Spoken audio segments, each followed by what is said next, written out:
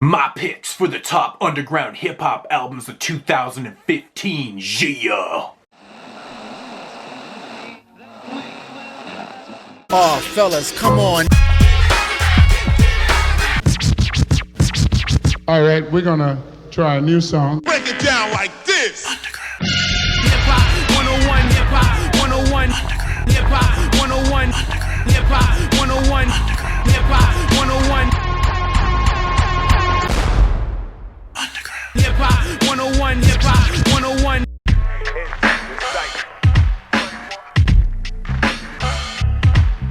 Yo, what's up everybody? It's your boy Mood616 here, and yes, it is finally that time to do my top 25 hip-hop albums of 2015.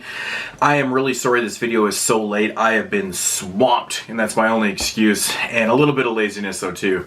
No, my life is hectic right now. It's hard doing videos. I'm recording this pretty late too, and that's just the way it goes. Yeah, 2015. Pretty strong year. It had a lot of really notable albums. You know, this year was probably the least amount of albums I've bought from, you know, a specific year in a long time. Yeah, I think I only bought maybe 60 2015 albums this year. That's probably, like I said, the least amount I've bought in so many years. Just because I was really trying to focus on albums that I wanted in the collection. I wasn't trying to blind buy a whole pile of stuff. The last couple years I blind bought so much stuff that just wasn't that good. I was just throwing money away. So, but yeah, so I think I did pretty good. Like you know, the albums I bought this year I thought were really good for the most part. And without further ado, let's get right into the top 25 list. Of course, I just want to throw out a little bit of disclaimer. This is just my personal favorite albums of 2015, so this is what I was digging throughout the whole year.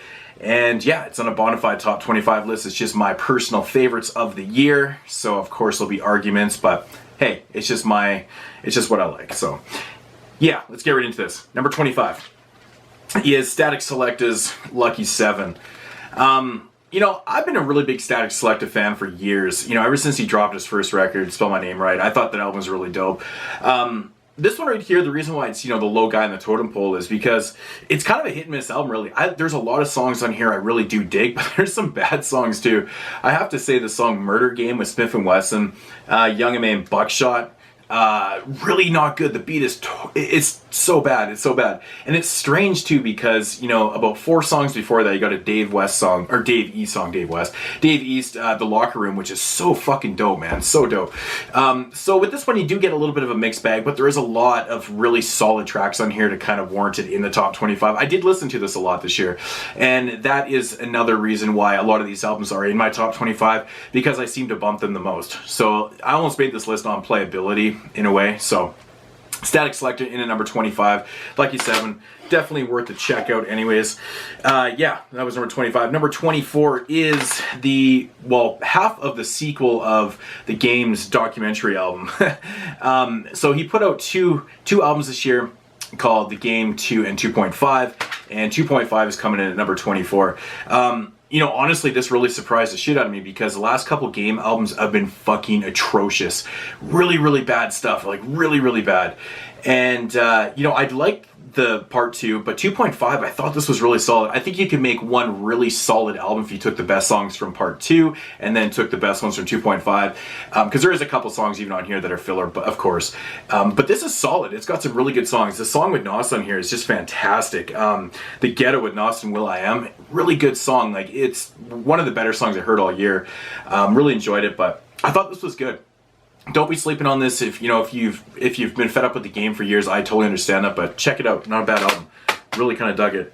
It was number 24. Number 23 is probably the weakest effort by these guys so far, but I do like this album. At first I wasn't feeling it at all, and it grew on me throughout the year, you know, and that is of course Gang Green's You Disgust Me.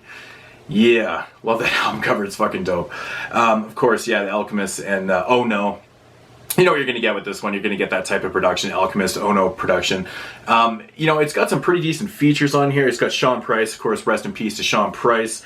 That was just a tragic loss. Action Bronson's on here. We got Old Droog, Fashawn, And Evidence, of course. Evidence, I love Evidence, but yeah, this is good, man. It's different, man. The beats are kind of, they're odd and they're kind of off-putting at times, but I think it's a solid record. It's one of those ones that you kind of have to really listen to. You can't just hear it because it sounds kind of AWOL at times. But I liked it though. I thought it was cool. Yeah, so Gangrene in at number 23. In at number 22 is probably a really big surprise for a lot of people watching this video right now, but I've been a big fan of this guy since he dropped a couple of really dope mixtapes a few years back.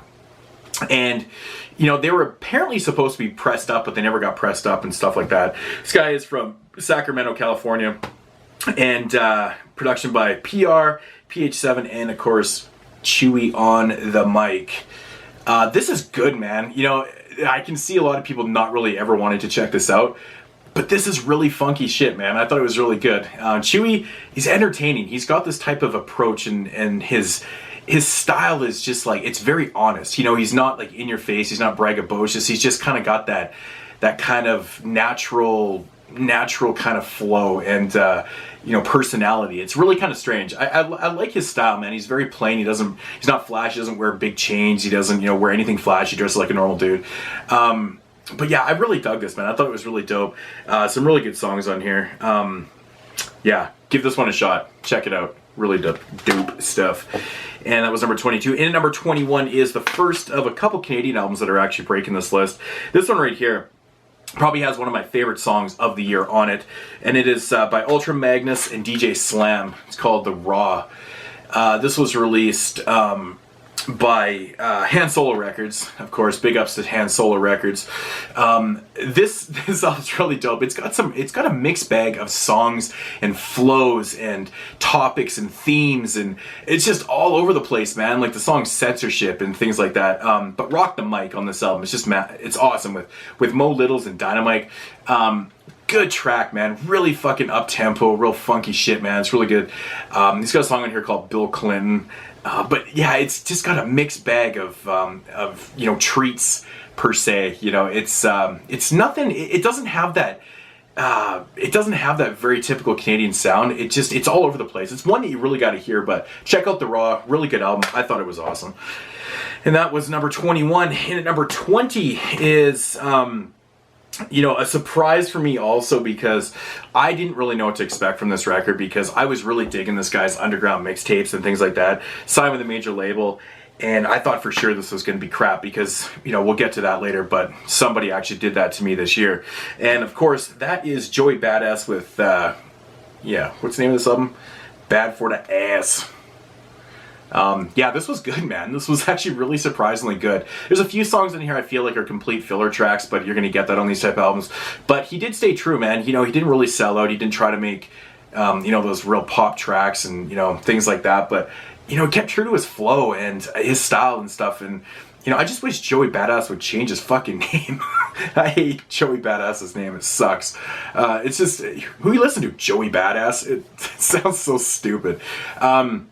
But yeah, this has got some really good, interesting hooks and things on it too, but the beats are awesome. Really enjoyed this. Joey Badass, he's just really good on the mic, good lyricist, so check out Joey Badass. Awesome record.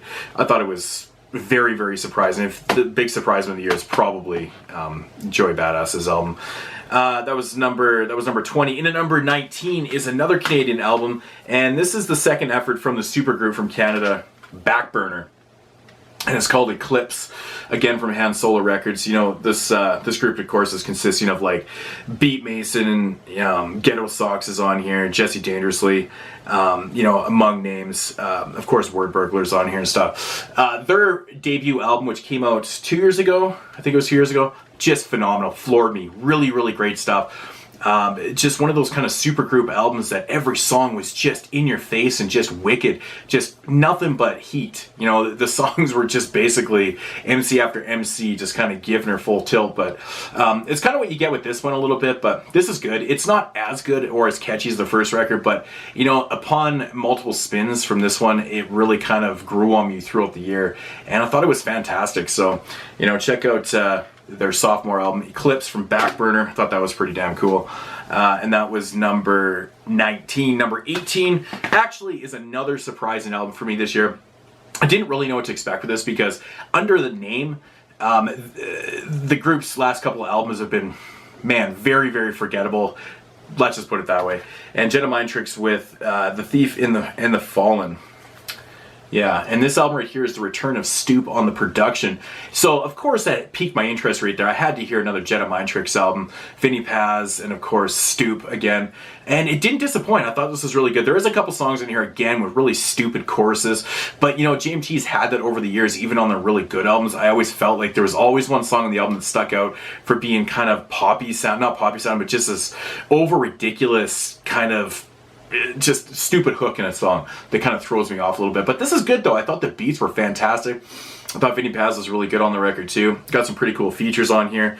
But yeah, good album from Jedi Mind Tricks. I really enjoyed it. Actually, I think the song I'm thinking of, man, is the song with Ari the Rugged Man too. I think the chorus in that song, I can't remember the title of the track, but because of course the song titles aren't even on here. But yeah, I remember the chorus being really, really crappy in that one. So yeah. It's nothing worse than having a really dope beat, good verses, and then the chorus just ruins the track. Fucking shitty. Yeah, that was number 18. Number 17 is another Canadian album. I didn't really mean to put these things so close together, but that's just the way they fell in there. And number 17 is one of my favorite Canadian MCs of all time. I love this guy's flow. He's funny. He's just entertaining, and that's the key word with this guy. And that is Word Burglar with repilical skills. I can't fucking say that word.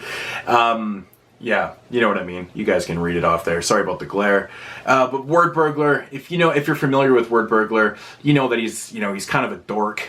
he's a nerd rapper, but he's very, very entertaining. He's got really funny and cheesy punchlines, but he's creative. He's fun. He's very, very fun to listen to. Pretty clean guy actually, and I don't know, man. I think this album is really good. A lot of good tracks. It's just very typical Wordberg. He's not really trying to do anything more than he's supposed to be doing on the mic and and beat wise and things like that. But yeah, good album. Wordberg, awesome stuff. And that was number 17. Number 16 is probably an album that everyone's gonna be like, really? That's on your list and that high? Yeah, I mean, honestly, I actually had a video in production here a few months back I was going to work on. I never ended up recording. I have it all written down and stuff, but I was going to do a video of my personal favorite top 10 underrated MCs and producers and things like that. And this guy was rated, very high on the list. And he dropped a new album this year, and it kind of came out of left field for me because it's been a few years. He's dropped a couple like compilation albums under his name and things like that. But this one was like, it was like a total blast from the past, and that's Paris's Pistol Politics. I'm a huge Paris fan. I've always been a really big fan of political hip-hop, and I love Paris's approach to it, man. Just everything from back in the day, The Devil Made Me Do It, to, his Fuck Bush songs, and just his really heavy, just fuck politics attitude and things like that. I've always been a really big fan of this stuff, and this is a big surprise. The beats on here sounded like I swear these are used beats from like 1995. That's how authentic they sound. It's really crazy, but he comes hard on this record, and it sounds good. It's, the production's crisp, it's great, and it's just awesome, and it's surprising because this album is actually a double disc. There's that many songs on it, and it keeps it fresh throughout the whole thing. It's just banging, man. Really, really good stuff. I know this is not going to be for everybody, but if you're a fan of Paris and you didn't know this album came out this year, give it a shot, man. Really, really good stuff. Very surprising. What can I say, man? It's just awesome to listen to. Really great stuff. So, Paris with Pistol Politics. Check it out. And that was number 16. Number 15 is an album actually I was, pleasantly surprised by. I was kind of thinking this was going to be decent because the last couple albums have been so-so. Not terrible or anything. The lineup's been changing. Things have been happening with this group and things like that. Everyone knows the story. I'm not really going to get fully into it, but that is Slum Village's new album, Yes. Thought this was great. I thought this was really, really surprising. I was just amazed to see this album and have Phife Dawg on it on a song called Push It Along. That's pretty cool. De La Soul on here, that's really awesome. But good beats, man. This is what really made this album. MCing is always tight with these guys, but the beats were really good, and I was just pleasantly surprised with the overall, kind of the whole album structure and flow of it just really went together well for me. Definitely one I bumped a lot this year was Slum Village, Yes. Very cool stuff. So that was number 15. Number 14 is by a cat that I've always liked. Had lots of songs throughout the years, kind of downloaded and things. Stuff was always really hard to find. And yeah, this album right here, totally cool, man. Very cool release. And yeah, so it's called Omniscience, The God Hour. Yeah, the thing I like about this album, very cool, it comes with 2 discs. It's a double discer, and basically what it is, the second disc right here is a remix album of the album, which is fantastic. And you know, it's just the whole album remix, you know, and it's very, very awesome. This is like throwback boom bap. That just sounds totally awesome. Really enjoyed this stuff, man. Just fantastic. Like, if you like your authentic, you know, kind of 90s sounding boom bap stuff, this is it right here. Omniscience, really, really great stuff. Both discs are like impeccable. It's even hard to kind of, you know, even pick which album is better, like the remix or the actual album. It's kind of strange, but both are really solid. So this is a really good purchase. The thing is, though, this one was only limited to 300 copies. I think through undergroundhiphop.com was the place to get it. I think last time I checked, this was actually still available, which was very surprising to me. I thought that was strange, but yeah, pick this up, man. It's really, really good. Good stuff. And that was number 14. And number 13 is an album that I actually thought this was going to be pretty good. And it turns out it actually is pretty good. So this one right here is called Semi Hendrix. Yes, and that's Jack Splash and Ross Koss. At first I didn't really know what to expect for it, because I think Jack Splash, I think he won like a Grammy or something. I don't know. I'm not even 100% sure on that. Released by Mellow Music Group. But Ross Koss, you know, he's very hit and miss, because he puts out a lot of stuff with really trashy beats and things like that. Stuff that's hard to get past, you know, it's just shitty beats, just kind of ruins everything. Ross Koss, to me, has always been a very cool MC. He's got a very interesting flow, but I think his style fits very good over these beats. I think Jack Splash very, very much kind of recognized his style, you know, to a T, and put out an 18-track album. And I think it's really cool, man. Very interesting beats all over the place. Fun stuff, though, but check it out.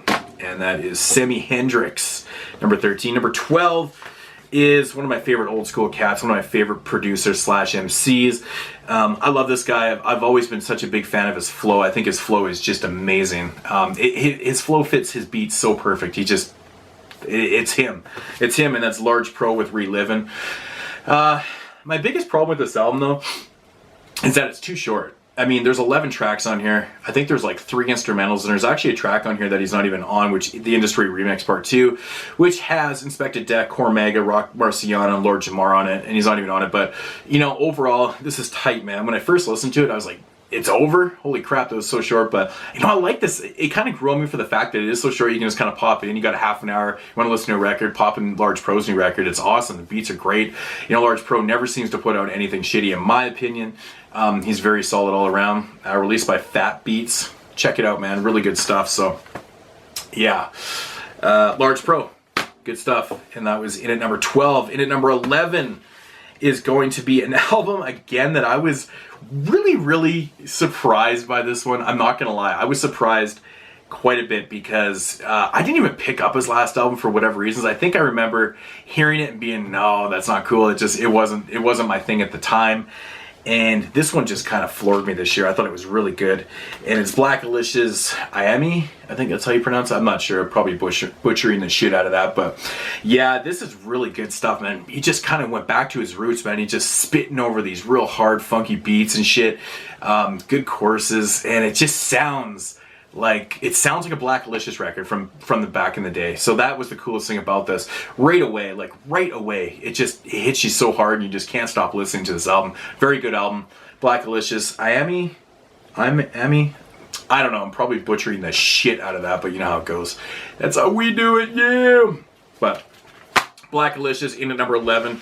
And yes, we are into the top 10. Yeah, I'll be right back after this brief message. If you're up in Canada and you're bumping that real dope hip-hop and you need something refreshing to drink, try Canada Dry Real Ginger Ale. Baby, baby! Oh yeah, into the top 10, baby, baby! Yeah, first off, I want to give a big shout out to my man Jason Bosco for sending me over this Artifacts t-shirt. It's lovely, fits awesome, and yeah, I think I mentioned that in a video once before, but anyways, big shout out to Jason Bosco for sending me this over. Love the Artifacts, excuse me, love the Artifacts, love the shirt. Peace, brother, awesome stuff. All right, without further ado, let's get right into this top 10. I don't know why I keep doing that, it's just fucking stupid. But yeah, get into the top 10. And, you know, this isn't really a big surprise for the people that follow my channel and know, you know, what I'm into and stuff. This probably isn't a big surprise. This album does come in at number 10 for me because he's one of my favorite MCs of all time. And to me, he doesn't really do a lot of wrong. Yeah, and this one right here, of course, it does have a couple choruses on it and stuff that I think were not the greatest, but, you know, his songwriting and beat choices for the most part are really good on it, but it's just his songwriting and his ability to keep pumping out songs that are, you know, just relevant. And that's the cool thing about this album. And it's Scarface is Deep Rooted. This is an album I have heard absolutely nobody talk about this year. I think a lot of people don't even realize that it actually came out, because I know that Scarface did say that he was just going to drop it one day. There was going to be like no promotion and things like that, and it just kind of came out. And that's kind of how I discovered it. I think I was on, I want to say Access Hip Hop maybe. I was just kind of floating around the site and I came across this and I'm like, oh, it's finally out. Awesome. I think it was on Access. I can't remember. But yeah, give this one a shot, man. It's really cool, man. I know he dropped a video for No Problem. I believe it was last year, 2014. Because I actually love that song, man. It's really good. It's one of the last songs on here. But yeah, it's good, man. I dig it, man. If you're a Scarface fan, it's definitely a must and an own for your collection. So, you know, give that one a shot right there. In at number 9, now this is a really weird choice to be in at number 9, but if this had been a full-length album, it probably would have been my number 1 album of the year again. These guys always seem to top my list, you know, every time they put out an album, pretty close anyways. And now they're doing this in a weird way. They're putting this album out in 3 different steps, is what they're calling it. And of course, it is People Under the Stairs with the Getting Off the Stage step 1. And what they're doing here is they're releasing these 3 EPs. I think they're going to be 6-song EPs a piece in 3 different steps. Now, the problem is with that is that these are like limited. So if you miss one, you're like missing a third of the album kind of thing. So you got to kind of keep on it. I know the vinyl for this sold out in a second. I wanted to get it on vinyl and CD. No, the vinyl was gone like in a second. I was like, fuck. So I ended up just grabbing the CD. So I'll just grab the other disc then too. But this is very awesome. People Under the Stairs, man. It is what it is. It's so good. You know, 6 songs, 100 miles. Love that track, man. They got Greg Nice on a song called Runaway. You know, it is what it is. But it's short, to the point, and just awesome. These guys don't fuck around, man. They don't really put any filler on their album. I think all their albums are always solid. But yeah, it's not very often I've had an EP in a top 10. I think this might be the first time ever this has happened. But, you know, People Under the Stairs have gone from, you know, basically making my top 25 albums to being pretty much one of my favorite groups of all time. They might even be my second favorite behind Tribe now. Been down with these guys ever since '98. I think every album, everything they've ever dropped has been fantastic. This is no exception. Really good. People Under the Stairs in at number 9. In at number 8 is an album that I think is really good. I don't think it's as good as their first album. I've heard the complete opposite. I've heard people say that this album is actually better than their first album. But, you know, to each their own, man. It is what it is. It's still a fantastic album. And it is the sophomore album from Czarface. And it is called Every Hero Needs a Villain. Love the cover art on this. You know, 7L and Esoteric, Inspected Deck. You know, of course, they got some dope features on here: Method Man, Large Professor, Juju of the Beatnuts, which is totally cool. Where the fuck are the Beatnuts? The Genius, MF Doom, Mayhem Loren, and Ari the Rugged Man. You can't go wrong with this. But this is basically just kind of like a sequel to their first album, in a way. Like, it just kind of carries right over. So if you like the first album, check out this. It's very much the same. I don't think it's as good, but, you know, I think it's still really solid enough to make my top 10. I bumped the shit out of this year, so Every Hero Needs a Villain. Yeah, good stuff. In at number 8. Number 7 is probably another album that's probably going to surprise some people, but, you know, in the mid-2000s stuff, this guy put out some pretty mediocre albums that would have never made my top even 30 list kind of thing. The last couple years, he's dropped some gems and some albums I have heard no one talk about. No one ever has given this guy enough credit for putting out dope records. And this one right here says it all. Sadat X with Never Left. And that's, you know, that's a great title for this album because I think it's just fantastic, man. I really enjoy this album. I like the structure of it too. When you're listening to it on disc, it's like he's got about 4 or 5 interludes on the album, and you know, he talks about like his first show, and then he's got a Nas story, Tupac story, a Jay-Z story, you know, things like that, a Biggie story, and things like, I think there's a Biggie story, but the album's got good beats. Sadat X is Sadat X on the mic. You know, his themes and stuff are pretty much what they are, but it flows really well. The whole album is super listenable. You pop it in, you play it right through, and you're like, damn, that was a pretty good album. Yeah, I really enjoyed this, man. I thought it was really good, so give it a shot.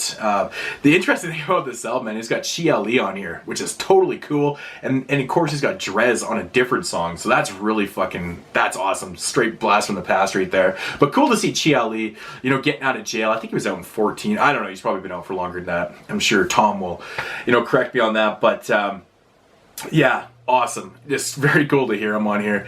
Craig G, Sky Zoo, other features on here, but yeah, really good stuff. Sadat X in at number 7. Number 6 is another great album by this group. I think that they always seem to be putting out good stuff. Clear Soul Forces with Fab 5. What can I say? Another great release from Fat Beats Records. It's just awesome. It's just good hip hop. It's just good underground, new age, contemporary hip hop. And these are the type of albums that I do get excited for, because at least there still is some stuff that isn't like straight throwback boom bap, which I'm always fine with, but it's cool to hear like contemporary sounding hip hop that sounds like this and it's still good. But yeah, Clear Soul Forces, man, what can I say? Kaboom! Good record, man. Check it out, man. If you like their other stuff, this is really good too. So, Clear Soul Forces in at number 6. Now, this album right here in at number 5, I know I'm probably going to be like, people are going to be like, what the fuck? Are you serious? That's like your number 5 pick. And I'll tell you why. Because this MC has never failed me with entertainment value. He has failed me on beat choices on records. You know, he did actually put out a mainstream album, or like a major company album. And that album was shitty. I thought it was really, really bad. But even then, his content and his flows and just him, he was entertaining. This is a great example of it. There's some courses on here that people I know for a fact are not really going to dig this. But man, for the most part, these songs bang. He comes hard. He fucking sounds hungry still. He's been around for so long. He's dropped so many albums with so many people, and this is just. Oh, I really enjoy this shit, man. And it's Mirrors with Have a Nice Day. Sorry, itchy eye there. Yeah, what can I say, man? He's got some really cool and dark songs on here, and like, just interesting songs, man. Like Woke Up Dead, man. I love that track, Woke Up Dead. It's just very kind of dark and dismal, and it's really cool, man. PTSD with E40, that's interesting, man. E40 on a track, but the song is dope, man. Really, really good stuff. But top to bottom, man, very listenable, super entertaining. I love Mears. He always makes me laugh. He just comes correct every single time. And it was a big surprise for me this year, because you never know what you're going to get with this guy. Sometimes he drops some shitty albums, shitty sounding albums. Like I said, he's always good, but the album itself isn't the greatest. But, check it out, man. If you overlook this one, give it a shot. I thought it was pretty cool. Have a nice life. In at number 5. In at number 4 is a producer album, and he's one of my favorite producers of the last few years. I've stated this many, many times. Pretty much everything this guy drops, in my opinion, is really good. He's done some great collaborations. He's done some great, producer albums of his own. And he never ceases to amaze me with the people that he gets on his albums and just his beat choices and samples and things like that. And that's Apollo Brown with Grenier. Grenier, I think that's how you say it. Yeah. Good stuff, man. Really, really good stuff. You got your typical kind of features on here that he's going to have. You got the Barrel Brothers, which is totally dope. Odyssey, MOP, Chino XL, Finale. You got Evidence, Rashid Chappelle, which was very cool to see this guy come out of nowhere on here, because I hadn't heard anything from him in a while. So that was cool. Who else is notable here? We got some Big Pooh, Ross Cause, Vinny Paz, Blackistan, Young Troog, Master Ace, Wordsworth. Oh man, it keeps going, man. Freddie Gibbs, Planet Asia, Eternia on here. Crazy. Sean Price, again, rest in peace. Rex, Ugly Heroes, of course, which is very cool because he did that record with them. And yeah, this is dope, man. Really, really good beat choices. I think this album is pretty much flawless. Like, there's no like really shitty songs on here. Very solid, producer album from Apollo Brown. Again, like I always said, Apollo Brown and OC's Trophies is probably one of my favorite albums of the last 15 years. and OCB, one of my favorite MCs, and Paula Brown just kind of set the stage with that one. He had done a little bit of work before that and stuff, but he just seems to pound out these really, really good albums in my opinion. So Paula Brown in at number 4, into the top 3, baby. Yeah, so number 3, and this is kind of a weird top 3 actually, very, very strange. I don't remember the last time this ever happened in one of my best albums of the year videos or whatever, but I don't think this has ever happened, to be honest. But in at number 3 is Mr. Green's Live from the Streets. Now, if you don't know what this album is, Mr. Green had this series on his YouTube channel called Live from the Streets, and what it was Mr. Green was traveling around, North America and the entire world, and what he was doing is he was recording street performers. And what he was doing with those recordings is he was taking it back to the studio, putting some beats over, and using those recordings as samples, and getting some MCs and creating songs out of street performers and interviewing them, and just sharing stories. And the videos were they were amazing. I thought they were some of the best videos I've ever seen on YouTube, and mad props to Mr. Green for doing a project like this. Very innovative way of making an album, and it turned out great. He's got a lot of really good features on here, and some of the samples and artists that he came across in his journeys are just fantastic. Really, really good stuff. It was very cool to see that he had Benefit on here 3 times. He said Benefit was one of his favorite MCs, and Benefit's pretty much the guy that kind of started internet, the internet hip-hop phenomenon, and things like that. It was like everyone's downloading Benefit's album, the Super Mario Brothers song, back in 98, 99 or whatever it was. And that was kind of like the start of that was one of my earliest memories with Napster and things like that, was Benefit. Like, holy fuck, where do you get this Benefit? I wanted to buy the album, couldn't find it anywhere. Probably didn't know how to use the internet properly back in the days, I don't know. But yeah, this is very cool, man. Some of the best songs on here are with Benefit. Yeah, really good stuff. Of course, you got Malik B on here. You got Pace One, Vinny Paz. Just a lot of other cool artists and stuff like that. It's just a really cool blend of unique samples and Mr. Green's signature, kind of drum patterns and things like that. So this is awesome. Live from the Streets. Love this album. I listened to it so much this year. I can't even stress how much I listened to Live from the Streets. That's number 3. And then number 2 is probably a big surprise to some people, but I'm a really big fan of this guy's style. It's a throwback style, from the early 90s of the, kind of like DOS effects, that type of style. And, like Fushnik is that real fast type pace, just kind of triple timing and quadruple timing and stuff like that. And that is Blabbermouth, the Blabbermouth LP. Yes, I absolutely love these beats. Are just, every time I hear this, it just blows me away how authentic these beats sound. They sound like they were recorded in 1992. His flow is impeccable. I know this isn't really for everybody because people, I get criticized sometimes for being stuck in the past and things like that. I don't really have a problem when people say that to me because I'm proud of the time I grew up and, being able to listen to that stuff. And that's the stuff I grew up with was, that 80s and early 90s boom bap and things like that. And so when I hear these type of albums, I'm just like, fuck yeah, man. I love it. I absolutely love it. And I can't get away from it. This is an album I bumped the living shit out of this year, man. It's really good stuff, man. All the way live, man. Even the song titles are even all one word, All the Way Live, Writer's Block and shit like that. It's just fucking dope, man. Yeah. Definitely check this one out if you haven't checked this one out already this year. If it's not your thing, then stay clear of it. But Blabbermouth LP, fucking love it. Awesome shit. That is number 2. All right, sorry about that. In at number 1, yeah, we got an album that the second I heard this album this year, I was in love with it. I pumped this album more than any album this year. Actually, these top 3 were just on constant repeat. It just seemed like they were just always going in my house, in my car and things like that. So yeah, this is very strange, but Malik B, Mr. Green, Unpredictable. Yeah, absolutely love this record, man. Mr. Green's beats are so fucking dope on here. Again, his signature drums and samples, and there's some really dark songs in here. Devil is just, it's just so damn good. And again, this album actually has Benefit on it. It's totally awesome. So, he did a bunch of songs with Mr. Green this year. Very, very cool stuff.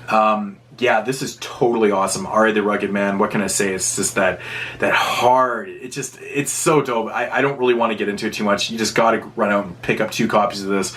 I don't know why you'd pick up 2 copies, but Malik B, representing the roots. Mr. Green, oh fuck, I hope these guys do another album together, and I hope Mr. Green just keeps pumping out albums with this and starts working with more quality MCs like with Malik B if he's going to do like a producer MC album, because this is the type of guys to work with. This guy he's a real MC, he's fucking dope, and that is my number one pick of the year, Malik B and Mr. Green. Unpredictable, absolutely fucking love that album. And yes, that is going to conclude my top 25, but not going to conclude the video. What I'm going to do here is I'm going to get into a couple honorable mentions and just other things. So honorable mentions are going to go to, first off, if you are watching this, I do have reviews coming up for this, so just hold your horse. I know you're probably getting a little impatient right now, but it's coming. Anyways, I got to give it up to these. These are two EPs that Clive Craven did this year called The Diary of a Boss 2 and 3. Part 2 is Part 2, which is right here, all produced by Plague Plenty. It's a 7-track EP.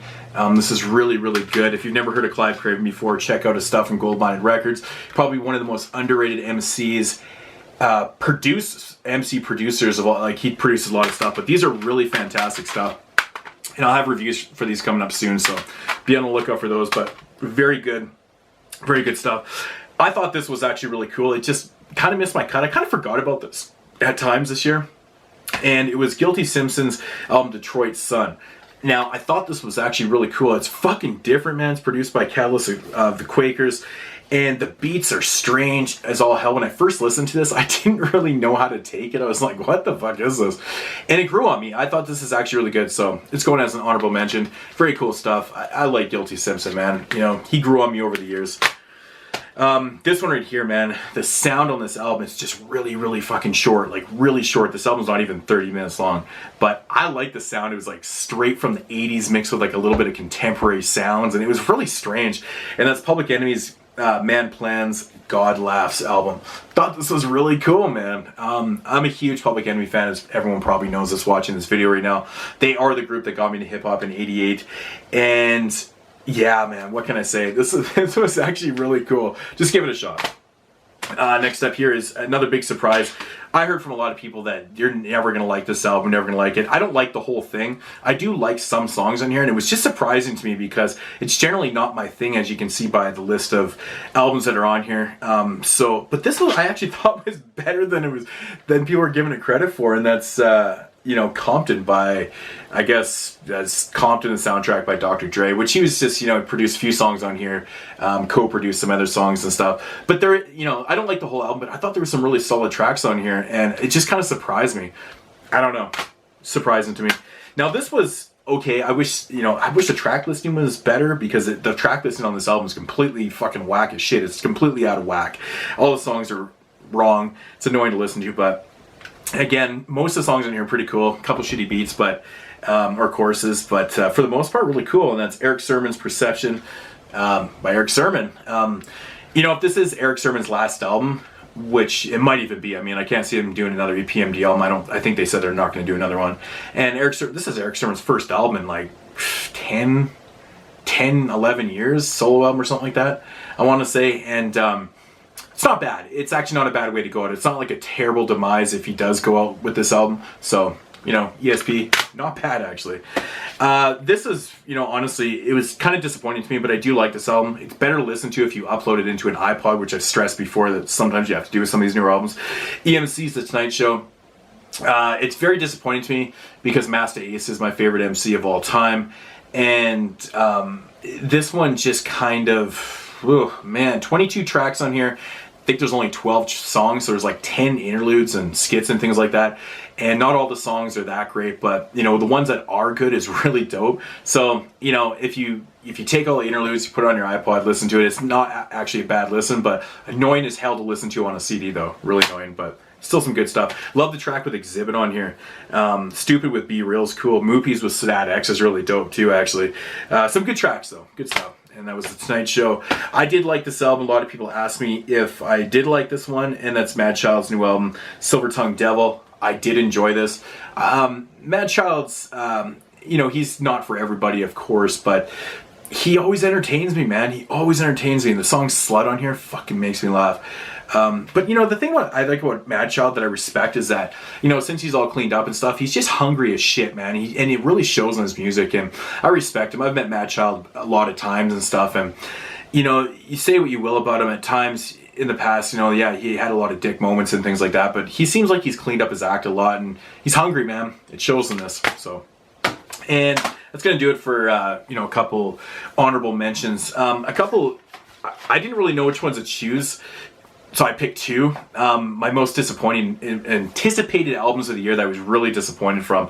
First up here, man, is Method Man's the Meth Lab. Fuck, man, this album, oh god, I was really disappointed by this. This was not that great at all, and I'm a big Method Man fan, and this was just, you know, it is, I never like hyped it up or anything. I just was wanting to hear some new Method Man material that he wasn't featured on. I wanted to hear a new album, and it'd been a long time. Like, he hasn't dropped an album, like a solo album, I think in like 10 years or something. You know, he's done his meth and red runs and stuff, but I don't know if it was 10 years, but yeah, this one right here, man, I don't know, man, the beats, but it's not even a Method Man album. Every fucking song on here is just filled with features. I think there's only one song in the whole fucking thing, besides the intro and outro, that doesn't have features. And the thing is, I don't like a lot of the features on here, so very disappointing to me. Probably the biggest disappointment of the year for me, of course, was, and a lot of people did like this album, and I don't completely hate this album. I just, as a whole album, I don't know. And this being, you know, kind of like a major label, not kind of, but it is a major label release, and that's what I was talking about earlier, and that's Action Bronson's Mr. Wonderful album. Big fan of AB, but this right here, it happened what didn't happen to Joey Badass, and Joey Badass signed with the major company, major record label, and put out a good album. Action Bronson didn't. It's not terrible. It's not like a mainstream sounding album or anything. It just feels unmotivated. This album feels completely unmotivated to me, and it just feels like he just kind of put it out. I don't know, man. There's a lot better stuff in Action Bronson than this piece of shit, but not piece of shit. It's not terrible, but yeah. So those are my most disappointing albums. And now my two favorite like throwback albums released in 2015 is, of course, I gotta go with Omni Science release finally of his 1995-96 album of The Raw Factor. This was an album that was shelved and finally came out to media. And I'm not sure if this came out in 2015. It might have been late 2014, but whatever. If it came out in 2014, then I still have a legitimate pick. So don't crucify me for it. I can't quite remember. But yeah, this is really fantastic. I talked about Omni Science earlier. Boom bap. You know, you can't really go wrong with, you know, this type of stuff, but this is good. Really good. But maybe that's just an honorable mention, but my bona fide number one pick for, you know, throwback album release of 2015 is got to be Nick Wiz's Cellar Sounds 4. This is fucking awesome. I hope that he has just abundance more material to keep pumping out this, because he keeps pumping out double disc albums. Yeah, I loved all four of these volumes. Are just fantastic. It's got more stuff by Shabam Shabdiq, Cellar Dwellers, you know, Tina XL, the Licks, you know, he's got, of course, Pudgy the Fat Bastard, Phantasm, of course, from the Cellar Dwellers, Ran Reed, Shadows in the Dark, list goes on and on and on. A lot of the cats you'll find on the other volumes also. This is fucking awesome. Absolutely love this shit, man. It's just so great. And, you know, it's cool to see that he actually put out, like, this, the middle part in this double disc is actually, like, kind of a plastic. It's not, like, the jewel case material. So it's actually good. It's not going to break and fall apart like my Paris Pistol Politics one did. That was my fault. I actually dropped that on the ground, so I fucking suck. But anyways, guys, that is going to do it for this video. I do have reviews coming up, and I'm going to finish off this shelf by shelf series, and I'm going to probably have a surprise for you guys also. So stay tuned for more hip-hop videos. I'm really sorry for neglecting this part of my channel. It's just, I'm so fucking busy. If I'm not watching a million movies for the podcast, I'm just not doing videos for hip-hop, sorry. But anyways, guys, yeah, and that's gonna do it. Hope you enjoyed the video. And Chars ginger ale. I'm usually drinking beer, but I didn't fucking have any in the house, so I had to roll with some ginger ale. Peace out, homies. See ya.